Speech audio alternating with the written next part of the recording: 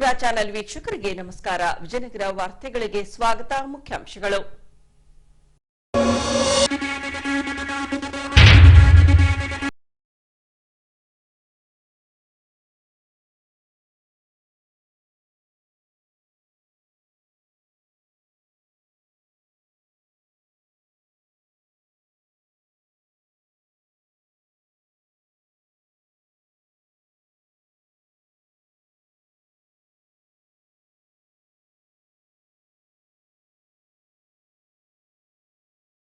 ಬಳಗ ಪೌರ ಕಾರ್ಮಿಕರಿಗೆ ವಿತರಣೆಗೊಂಡ ಸ್ವೆಟರ್. ಈಗ ವಾರ್ತೆಗಳ ವಿವರ. ಒಳ ಮೀಸಲಾತಿ ವರದಿಯ ಜಾರಿಗಾಗಿ ಆಗ್ರಹಿಸಿ ಮಾದಿಗ ಮತ್ತು ಮಾದಿಗ ಉಪಜಾತಿ ಸಂಘಟನೆಗಳ ಒಕ್ಕೂಟದಿಂದ ದಿನಾಂಕ 16ರಂದು ಬೆಳಗಾವಿ ಚಲೋ ಕೈಗೊಳ್ಳಲಾಗಿದೆ. ಈ ಭಾಗವಾಗಿ ದಿನಾಂಕ 14ರಂದು ತಮಟೆ ಚಳುವಳಿಯನ್ನ ನಡೆಸಲಾಯಿತು.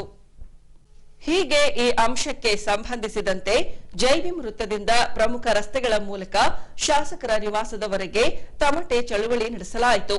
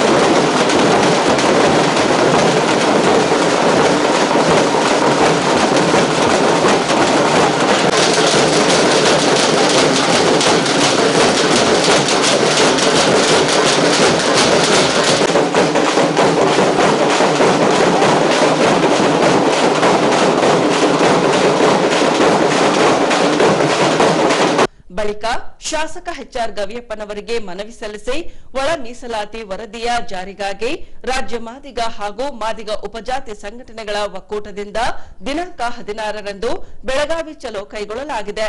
ಹಾಗಾಗಿ ನಮ್ಮ ನ್ಯಾಯಯುತ ಹೋರಾಟಕ್ಕೆ ಬೆಂಬಲಿಸಬೇಕು ಹಾಗೂ ವಿಜಯನಗರ ಜಿಲ್ಲೆಯ ಪರವಾಗಿ ಸದನದಲ್ಲಿ ಒಳ ಮೀಸಲಾತಿ ಜಾರಿ ಮಾಡುವಂತೆ ಧ್ವನಿ ಎತ್ತಬೇಕೆಂದು ಆಗ್ರಹಿಸಿದರು.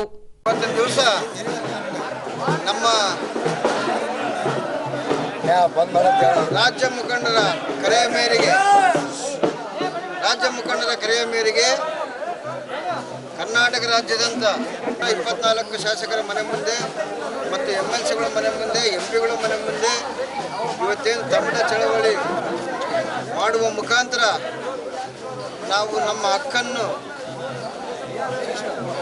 ಚಳಿಗಾಲದ ಅಧಿವೇಶನದಲ್ಲಿ ತಾವು ಮಾತಾಡಬೇಕಂತಂದು ಹೇಳಿ ಇವತ್ತೇನು ಸನ್ಮಾನ್ಯ ಶಾಸಕರಾದ ಗವಪ್ಪನವರಿಗೆ ನಾವೊಂದು ಮನವಿ ಕೊಟ್ಟಿದ್ದೇವೆ. ಅದೇ ರೀತಿ 16ನೇ ತಾರೀಕು ಸೋಮವಾರ ಬೃಹತ್ ಪ್ರತಿಭಟನೆಯೊಂದಿಗೆ ಬೆಳಗಾವಿ ಚಲೋ ಕಾರ್ಯಕ್ರಮ ಹಮ್ಮಿಕೊಂಡಿದೆ. ನಮ್ಮ ರಾಜ್ಯ ನಾಯಕರೇನಿದಾರ ಆ ಬೆಳಗಾವಿನಲ್ಲಿ ಏನು ನಿರ್ಣಯ ತಗೊಂತಾರೋ ಅದರ ಅನುಗುಣವಾಗಿ ಜಿಲ್ಲಾ ಮುಖಂಡರಾಗಿರ್ಬೋದು, ತಾಲೂಕು ಮುಖಂಡರಾಗಿರ್ಬೋದು, ಎಲ್ಲ ನಮ್ಮ ಸಮಾಜದ ಮುಖಂಡರಾಗಿರ್ಬೋದು ಆ ಕಾಲಕ್ಕೆ ತಕ್ಕಂತೆ ನಿರ್ಣಯಗಳನ್ನು ತಗೊಂತೀವಿ ಅಂತಂದೇಳಿ ತಮ್ಮಲ್ಲಿ ವಿನಂತಿಪಡಿಸ್ತೀವಿ. ಕ್ಷೇತ್ರದಲ್ಲಿ ನಮ್ಮ ಜನಾಂಗಕ್ಕೆ ಒಳ ಮೀಸಲಾತಿ ಸುಪ್ರೀಂ ಕೋರ್ಟ್ ಆದೇಶ ಇದ್ರೂ ಕೂಡ ಜಾರಿಗೊಳಿಸ್ತಾ ಇಲ್ಲ. ಅದಕ್ಕೆ ಕಾಂಗ್ರೆಸ್ನ ಕ್ಷೇತ್ರದ ನಮ್ಮ ಅಣ್ಣನವರಿಗೆ, ನಾವು ಗವಿಯಪ್ಪಣ್ಣನವರಿಗೆ ಮತ್ತು ಈ ಕ್ಷೇತ್ರ MLA ಅವರಿಗೆ ಒಂದು ರಿಕ್ವೆಸ್ಟ್ ಮಾಡ್ತಾ ಇದ್ದೀವಿ. ನಮ್ಮ ಕೂಗನ್ನ ದಯಮಾಡಿ ವಿಧಾನಸಭೆಯಲ್ಲಿ ಮತ್ತು ಸುವರ್ಣಸೌಧದಲ್ಲಿ ಏನು ನಡೀತಾ ಇದೆ ಕಾರ್ಯಕ್ರಮದಲ್ಲಿ ಅಧಿವೇಶನದಲ್ಲಿ ಒಳ ಮೀಸಲಾತಿ ವಿಷಯವನ್ನು ಪ್ರಸ್ತಾಪಿಸಿ ಬೆಂಬಲ ಸೂಚಿಸಬೇಕೆಂದು ನಮ್ಮ ವಿನಂತಿ. ಇವತ್ತಿನ ದಿನ ಈಗ ರಾಜ್ಯ ನಾಯಕರು ನಮಗೇನು ಆದೇಶ ಕೊಟ್ಟಿದ್ದಾರೆ ಅದರ ಪ್ರಕಾರ ಇವತ್ತು ನಾವು MLA ಮನೆಗಳಿಗೆ ಮತ್ತು 16ನೇ ತಾರೀಕು ಬೆಳಗಾವಿಯಲ್ಲಿ ಏನು ಕಾರ್ಯಕ್ರಮ ನಡೀತಾ ಇದೆ ಸಮಾಜದ್ದು, ಆ ಕಾರ್ಯಕ್ರಮಕ್ಕೆ ಎಲ್ಲರೂ ಭಾಗವಹಿಸ್ತೇವೆ. ಒಂದು ವೇಳೆ ಸರ್ಕಾರ ಈ ನಿರ್ಣಯ ತಗೊಳ್ಳದಿದ್ದರೆ ರಾಜ್ಯದ ನಮ್ಮ ಮುಖಂಡರು ಮತ್ತು ಲೀಡರ್ಗಳು ಏನು ಹೇಳ್ತಾರೆ ಆ ನಿರ್ಣಯದ ಪ್ರಕಾರ ನಾವು ಮುಂದಿನ ಒಂದು ಹೋರಾಟವನ್ನು ಮಾಡ್ತೀವಿ ಅಂತ ಹೇಳಿ ನಾನು ಹೇಳ್ತೇನೆ. ಮತ್ತು ಇಲ್ಲಿ ಬಂದಿರತಕ್ಕಂಥ ನಮ್ಮ ಎಲ್ಲ ಸಮುದಾಯದವರಿಗೂ ಕೂಡ ನಾನು ಪೊಲೀಸ್ ಇಲಾಖೆ ಮತ್ತು ಪತ್ರಿಕೆಯವರು ಪ್ರತಿಯೊಬ್ಬರಿಗೂ ಕೂಡ ನಾನು ಧನ್ಯವಾದ ಹೇಳ್ತೇನೆ. ಈ ಹೋರಾಟ 30 ವರ್ಷಗಳು ನಡೆದಿದೆ. ಇದು ಇನ್ನೂ ಎಷ್ಟು ವರ್ಷ ನಡೆದರೂ ಕೂಡ ನಾವು ಕುಗ್ಗೋದಿಲ್ಲ ಅಂತ ಹೇಳ್ತಾ ನಿಮಗೆಲ್ಲರಿಗೂ ನಾನು ಧನ್ಯವಾದ ಹೇಳ್ತೇನೆ. ನಗರದ ಹೊರವಲಯದಲ್ಲಿ ಬರುವ ಭಟ್ರಳ್ಳಿ ಆಂಜನೇಯ ಸ್ವಾಮಿಯ ರಥೋತ್ಸವ ಕೈಗೊಳ್ಳಲಾಗಿತ್ತು. ಈ ಭಾಗವಾಗಿ ದಿನಾಂಕ 15ರಂದು ಬೆಳಗ್ಗೆಯಿಂದ ದೇಗುಲದಲ್ಲಿ ವಿಶೇಷ ಪೂಜೆಗೈದು ಮಡಿತೇರನ್ನ ಎಳೆಯಲಾಯಿತು. ಹೀಗೆ ಭಟ್ರಳ್ಳಿ ಆಂಜನೇಯ ಸ್ವಾಮಿ ರಥೋತ್ಸವದ ನಿಮಿತ್ತ ಅರ್ಚಕರಿಂದ ದೇಗುಲದ ಮೂರ್ತಿಗೆ ವಿಶೇಷ ಪೂಜೆಗೈದು ಹೋಮ ಹವನಾದಿಗಳನ್ನ ನಡೆಸಲಾಯಿತು.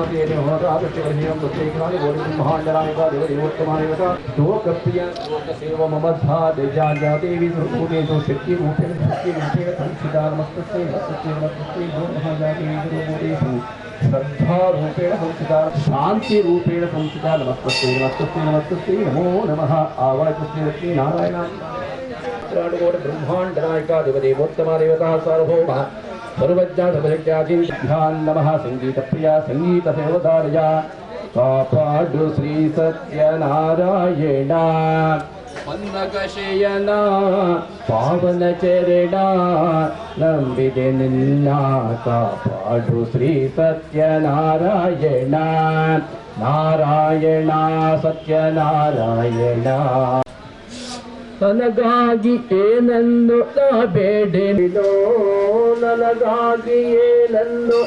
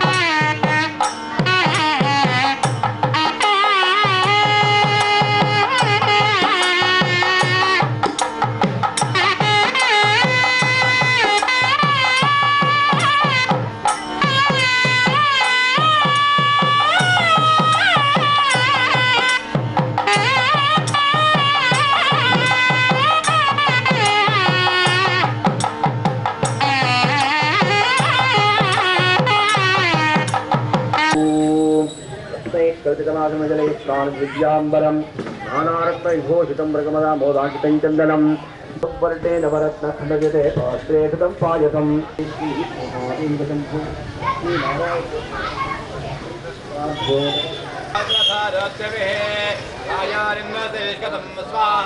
प्राणं देवीते स्वाहा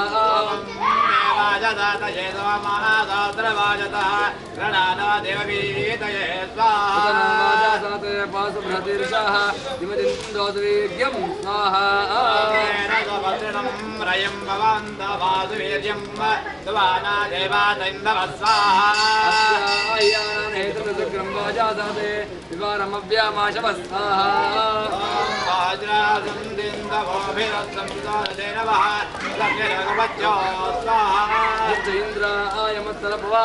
ಈ ವೇಳೆ ಮಾಜಿ ಸಚಿವ ಆನಂದ್ ಸಿಂಗ್ ರವರು ಸೇರಿದಂತೆ ದೇಗುಲದ ಆಡಳಿತ ಮಂಡಳಿ ಹಾಗೂ ಭಕ್ತರು ಧಾರ್ಮಿಕ ಉತ್ಸವದಲ್ಲಿ ಪಾಲ್ಗೊಂಡು ಹನುಮನ ಕೃಪೆಗೆ ಪಾತ್ರರಾದರು.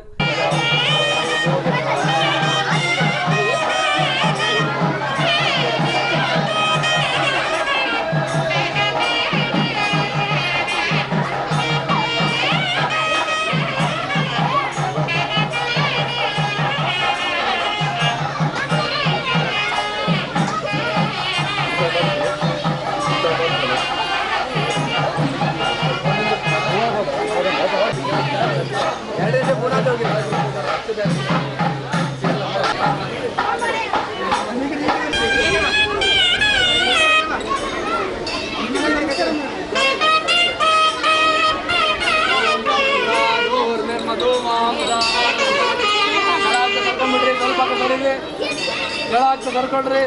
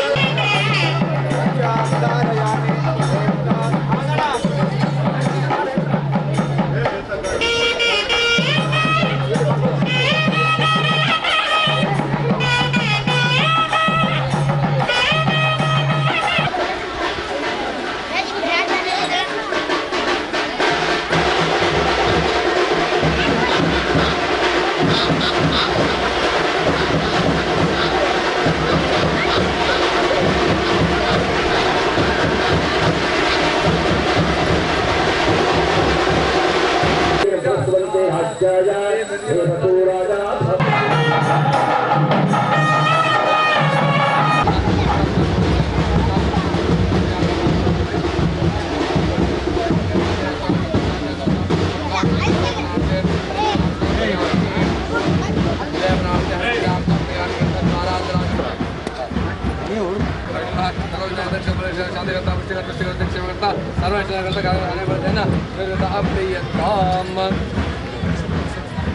चक्रताभ्यो नमः सांगे सपरिवार पूजा समर्पयामि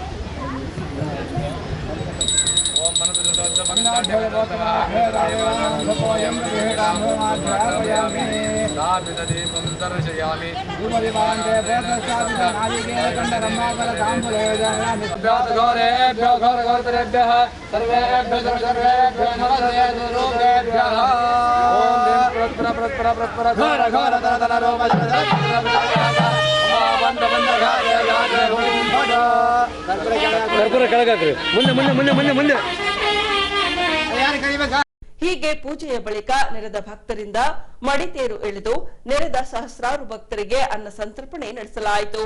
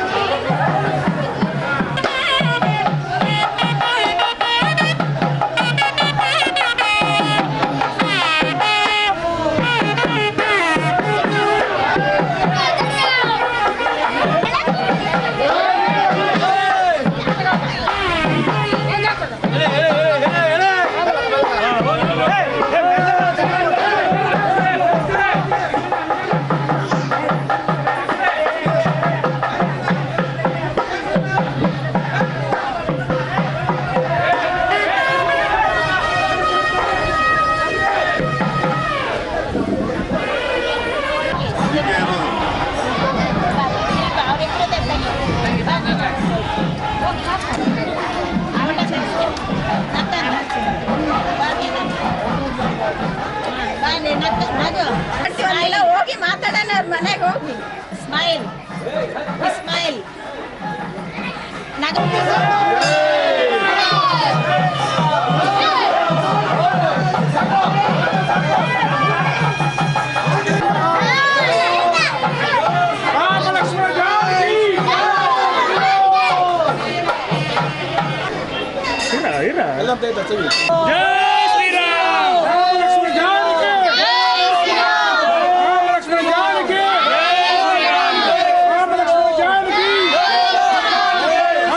ಚಾಲು ಮಾಡಿ 30 ವರ್ಷ ಚಾಲು ಮಾಡಿದ್ರೆ ಫಸ್ಟ್ ಹನುಮಂತರಾಯನ ರಥ ಇದ್ದದ್ದು ಒಂದು 3 ಅಡಿ ಇತ್ತು. ಫಸ್ಟ್ ರಥ ಚಾಲು ಆದಾಗ ನಾವು ಫಸ್ಟ್ ಸ್ಟಾರ್ಟ್ ಮಾಡಿದಾಗ ಒಂದು 20 kg 25 kg ಸ್ಟಾರ್ಟ್ ಮಾಡಿವಿ. ಈಗ ಮಿನಿಮಮ್ ಏನಿಲ್ಲ ಅಂದ್ರೆ 10 ಕ್ವಿಂಟಲ್ ಅಕ್ಕಿ ಖರ್ಚು ಮಾಡ್ತೀವಿ, 3 ಕ್ವಿಂಟಲ್ ರವೆ ಎಲ್ಲ ಗೋಧಿ ಹುಗ್ಗಿ ಇದನ್ನೆಲ್ಲ ಮಾಡಿ ಸದ್ಭಕ್ತರಿಗೆ ಬಂದಂಥ ಭಕ್ತರು ಕೊಡೋರು ಇದ್ದಾರೆ, ಮಾಡೋರು ಇದ್ದಾರೆ. ನಾವು ಒಬ್ಬರ ಹೆಸರಲ್ಲಿ ಯಾರೂ ಹೇಳಕ್ಕೆ ಬರಲ್ಲ, ಪ್ರತಿಯೊಬ್ಬರೂ ಇಲ್ಲಿ ಸಹಾಯ ಮಾಡ್ತಿದ್ದಾರೆ. ಅದನ್ನ ಸಲುವಾಗಿ ನಾವೇನು ಮಾಡ್ತಾಯಿದ್ದೀವಿ ಅಂದರೆ ನಮ್ಮ ಸಹಕಾರ ಎಷ್ಟು ಬೇಕೋ ಆಂಜನೇಯ ನಮ್ಮ ಜನ್ಮಿರೋ ತನ್ನವರೆಗೂ ಆಂಜನೇಯಿಗೆ ನಾವೇನು ಸಹಕಾರ ಮಾಡಬೇಕು ಮಾಡ್ತೀವಿ, ಜನರ ಸಹಾಯನೂ ಮಾಡ್ತೀವಿ. ಒಳ್ಳೇದಾಗ್ಲಂತ ಜನರಿಗೆ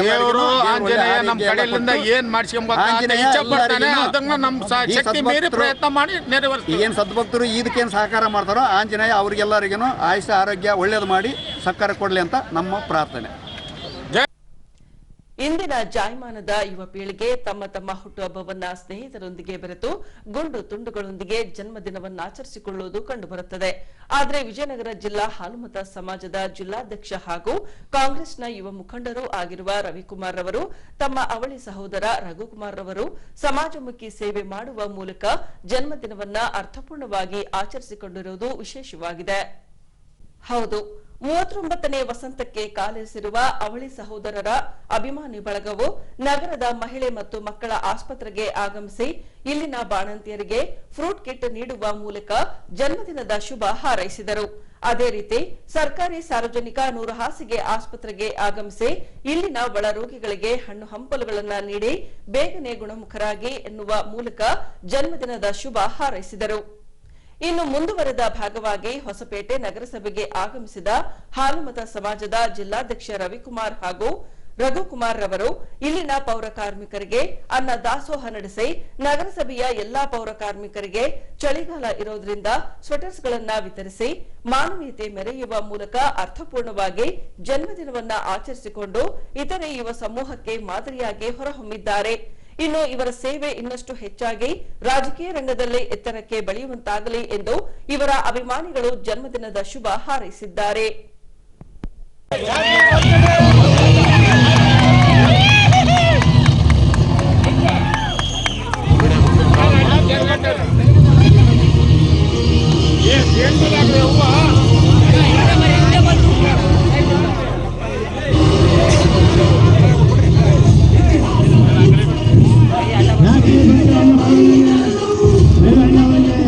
ಇರ್ಲಿ ಬಿಡೋಣ ಇರ್ಲಿ ಬಿಡ ಅದು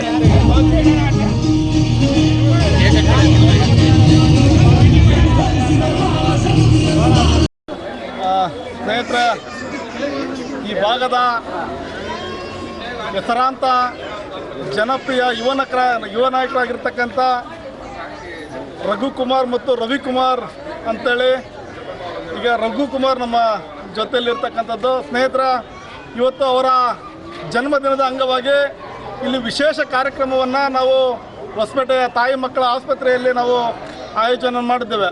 ಅದೇ ರೀತಿ ಇದಾದ ನಂತರ ಹೊಸಪೇಟೆಯ 100 ಆಸ್ಪತ್ರೆಯಲ್ಲಿ ಸಹ ಇದೇ ಥರದ ಒಂದು ಕಾರ್ಯಕ್ರಮ ಮಾಡ್ತಾ ಇದ್ದೇವೆ. ಅಲ್ಲಿ ರೋಗಿಗಳಿಗೆ ಹಾಲು, ಹಣ್ಣು ಮತ್ತು ಇತರೆ ಸಾಮಗ್ರಿಗಳನ್ನು ಕೊಡ್ತಕ್ಕಂಥ ಕೆಲಸ ಮಾಡ್ತಾ ಇದ್ದೇವೆ. ಅದೇ ರೀತಿ ಹೊಸಪೇಟೆಯ ನಗರಸಭೆಯಲ್ಲಿ ಕೆಲಸ ಮಾಡ್ತಕ್ಕಂಥ ಎಲ್ಲ ಪೌರ ಕಾರ್ಮಿಕರಿಗೆ ಈ ಚಳಿಗಾಲದಲ್ಲಿ ವಿಶೇಷವಾಗಿ ಅವರಿಗೆ ಈ ಚಳಿಗೆ ತಡ್ಕೊಳ್ಳಿಕ್ಕೆ ಬೇಕಾಗಿರ್ತಕ್ಕಂಥ ಉಡುಪನ್ನು ಸಹ ಇವತ್ತು ನಾವು ವಿತರಣೆಯನ್ನು ಮಾಡ್ತಾ ಇದ್ದೇವೆ. ಇಂಥ ಸಂದರ್ಭದಲ್ಲಿ ಹೊಸಪೇಟೆಯ ಈ ಹೆಸರಾಂತ ವಿಜಯನಗರ ಜಿಲ್ಲೆ ಹೊಸಪೇಟೆಯಲ್ಲಿ ಏನು ತನ್ನ ಸಣ್ಣ ವಯಸ್ಸಿನಲ್ಲಿಯೇ ಅತ್ಯಂತ ಹೆಚ್ಚು ಪ್ರಚುರವನ್ನು ಪಡೆದು ಏನು ಕರೋನಾ ಸಂದರ್ಭದಲ್ಲಿ ಯಾವ ಬಡ ಜನರಿಗೆ ತಿನ್ನಲು ಆಹಾರವಿಲ್ಲದ ಅಂಥ ಪರಿಸ್ಥಿತಿಯಲ್ಲಿ ಅವರ ಮನೆಗೆ ಆಹಾರವನ್ನು ಪೂರೈಸಿರ್ತಕ್ಕಂಥದ್ದು.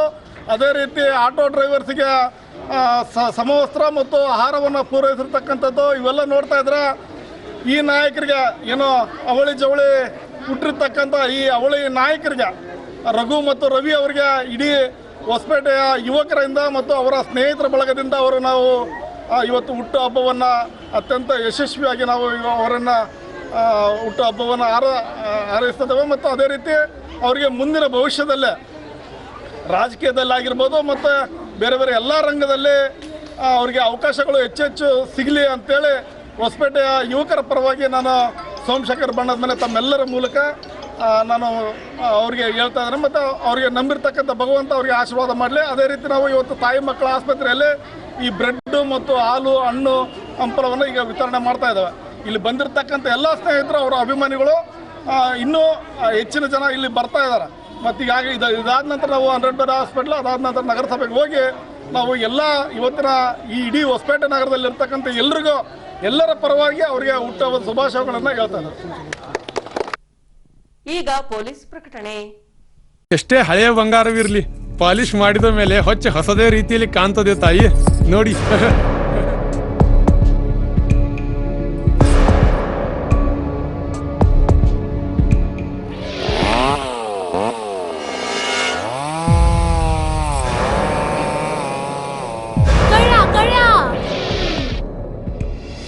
ತಾಯಿ, ನಿಮ್ ಮೈ ಮೇಲೆ ಅದು ಹೊಲಸು ಬಿದ್ದಿದೆ.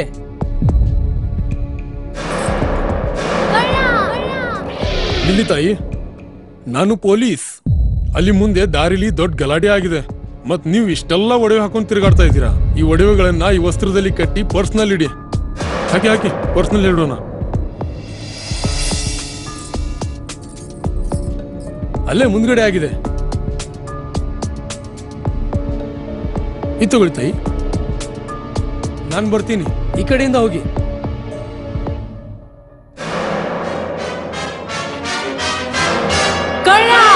ಇಂತಹ ಮೋಸದ ಸಂಗತಿ ನಿಮಗೂ ನಡೆಯಬಹುದು. ತಮ್ಮ ಬೆಲೆ ಬಾಳುವ ಒಡವೆ ಆಭರಣ ವಸ್ತುಗಳನ್ನು ಎಚ್ಚರಿಕೆಯಿಂದ ಕಾಪಾಡಿ.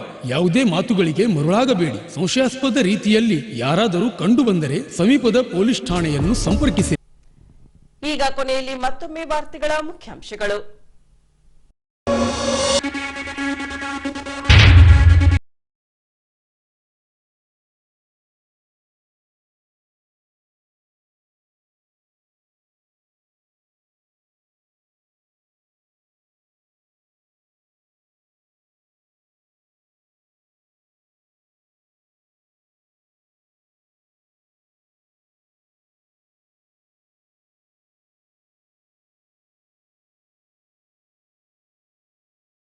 ಪೌರ ಕಾರ್ಮಿಕರಿಗೆ ವಿತರಣೆಗೊಂಡ ಸ್ವೆಟರ್.